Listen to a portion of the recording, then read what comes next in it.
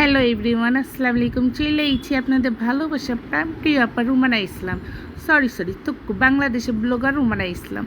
এখানে কিছু কাঁচা কলা দেখবার পারতেছেন, এই কাঁচাগুলা দিয়ে আমি কাবাব বানাবো। আর এই যে মিষ্টি কুমড়া দেখবার পারতেছেন, এটা হচ্ছে আমার শ্বশুরবাড়ি দিয়ে পাঠাইছে, একেবারে আস্তা মিষ্টি কুমড়া। এটা দিয়ে কিছু আমি ভেজিটেবল কইরা দিব আমার বাচ্চাগুলিগা। আর এখানে যে কতগুলা ধইনা পাতা, ধইনা পাতা দেখলে তো আমার দিলে অনেক ভালো লাগে। এই ধইনা পাতাগুলারে আমি কিছু চাটনি বানাবো, আর কিছু রেখা দিব, আর কিছু দিয়া কাবাব বানাবো। আর ধইনা পাতা তো না হইলে আমার একদমই চলে না। ধইনা পাতা আমার উঠতে বইতে হাঁটতে চলতেই লাগে। ধইনা পাতার যে ফ্লেভারটা আমার যে কী ভালো লাগে, সে ভালো লাগাটা যদি আমি আপনাদেরকে বুঝাইবার পারতাম, তাহলে আপনারাও ধইনা পাতার লাভার হইতেন। এখানে এই যে পাউরুটিটা আছে, এটা দিয়ে আমি ব্লেন্ডার কইরা এটারও কাবাবে দিব। আর এই ধইনাগুলো আমার শ্বশুরবাড়ি দিয়ে পাঠাইছে, এটারও ব্লেন্ডার করবো। আর এত কিছু ভিডিও করবার পারতাছিলাম না, তাই সব ঢেলা দিছি কাঁচা কলার ভিতরে। আর দেখেন কি সুন্দর আমি টিক্কা কাবাব কইরা ফেলাইছি। এখন আপনারা মনে মনে আমার গালি দিবেন যে পুরা ডিটেলসে দেখাইলাম নাকে। আরে ভাই, ডিটেলসে দেখাইবার আগেই তো আমার মোবাইল হাত দিয়ে পইরা গেছে। মোবাইল পইরা গিয়ে আমি আর ভিডিও করবার পারতাছিলাম না। দেশ থেকে আমার শাশুড়ি আমাগুলিকে দুধ পাঠাইছে, ভাবছিলাম আজকে দুধ দিয়া পায়েস বানাবো, কিন্তু আর কপালে কি পায়েস আছে, কপালে তার পায়েস জুটলো না। এখন এই দুধটারে কি করব, দুধ পুরাটাই 5 কেজি ফাইটে গেছে। ওই দুধটারে চুলাতে দিয়ে ভাবলাম একটু পটল দিয়ে মাছ রান্না করে হালে। পরে পটল দিয়ে আলু দিয়ে একটা মাছ রান্না করতে লাগছি, আর দেখি আমার ঘরে কেমন আরম্ভ হয়ে গেছে। আর আয়া দেখি আমার 2 টাকলাটারে যে কি করবার লাগছে, পুরা ঘর বাড়ি তস নস করে হালাইছে এই 2 টাকলা। আমার তো এমন মাথা গরম হইছে, লাঠি দিয়ে এসে যে কি পিটানিটা দিলাম। আহারে, 5 কেজি দুধ পুরাটাই ফাইটে গেছে, আর এইদিকে ছানা বাইর হয়ে গেছে। থাক, কোনো সমস্যা নেই, ছানা বাইর হোক বা যাই বাইর হোক, এটা দিয়ে তো আমি সুন্দর একটা রেসিপি বানাবো। আর এটা দিয়ে আমি কি বানাইবার চাইতেছি সেটাও আপনাদের সাথে আমি শেয়ার করতেছি। আর দুধ ফাটাতে আমি কষ্ট পাইনি, আরও অনেক বেশি খুশি হয়েছি। এই এখন আমি মজার একটা মিষ্টি বানাইবার চাইতেছি। আর এখানে কোকো পাউডার আর দুধ মিক্স করে রেখা দিচ্ছি। এখানে একটা কড়াই নিচ্ছি। এখন আপনারা কইবেন এই পুরান কড়াইকে কালা কড়াইকে, আরে পুরান আর কালা কড়াইতে তো রানতে মজা আছে।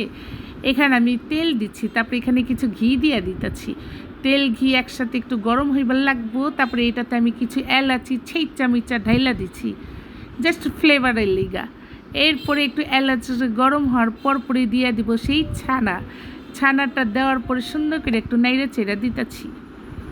এই মিষ্টির নাম হয়েছে হাফসি মিষ্টি। এই মিষ্টি খাইবার গেলে যে কি মজা লাগে, আমার তো এত মজা লাগে যা কইবার পারতাম না।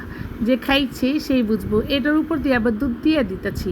দুধ দেওয়ার পরে এটারে ভালো করে আবার নাইড়া দিব। তারপরে আবার কিন্তু চিনিও দিবার লাগবে। আপনারা আবার চিনি ছাড়া খান না, চিনি যে যার স্বাদ মতোই দিয়েন, কেউ কম আবার বেশি দিয়ে আমার আবার গালি দিয়েন না।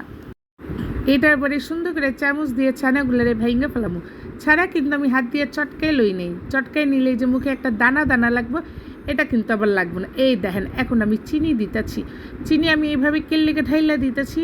আমার চিনির আন্দাজ আছে, আমরা যতটুকু চিনি খাই মিষ্টি খাই অতটুকুই দিচ্ছি। আপনারা আপনাদের আন্দাজ মতোই দিবেন। তারপরে চিনি দিয়ে সুন্দর করে আমি নাইড়া চেড়ে দিতেছি। এদিকে 3 চামচ কোকো পাউডার আর দুধ দিয়ে সুন্দর করে মাইখে রাখছিলাম। এইটার এখন আমি উপর দিয়ে দিচ্ছি, কারণ কি এটা সুন্দর একটা মিষ্টি কালার আইব। আর সুন্দর করে নাড়াচাড়া দেওয়ার সময় যে একটা সুন্দর গ্রান আইতেছে না, যা কুয়ার বাইরে। আমার তো মন চাইতেছিল কতক্ষণে মিষ্টি তৈরি হইব আর আমি খামু। আর দেখতেই পারতেছেন কি সুন্দর করে পুরা ছানাটা মাইখা গেছে, আর সুন্দর একটা কালার হয়েছে। এটারে কিন্তু ছাড়ান যাইব না, এটারে সুন্দর করে খালি নাড়তেই লাগবো। আর উপর থেকে আবারও একটু ঘি দিতেই লাগবো। যত ঘি দিব অত বেশি গ্রান ছাড়বো।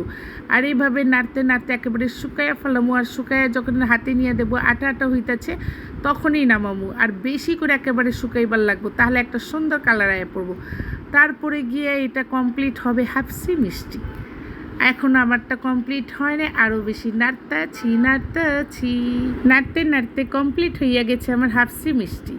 আর এই দেখেন আমি একেবারে চেনিতে ঢাইলা নিচ্ছি, কি সুন্দর কালার আইছে না, সেই একটা কালার আইছে। কিন্তু আমার কাছে না কাঠবাদাম ছিল না।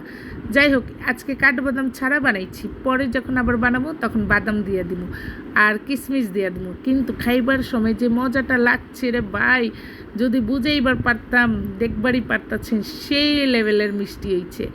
আজকে যদি আমার ভিডিও ভালো লাগে আর মিষ্টি যদি ভালো লাগে তাহলে একটা লাইক দেবেন। আল্লাহ হাফিজ, আসসালামু আলাইকুম।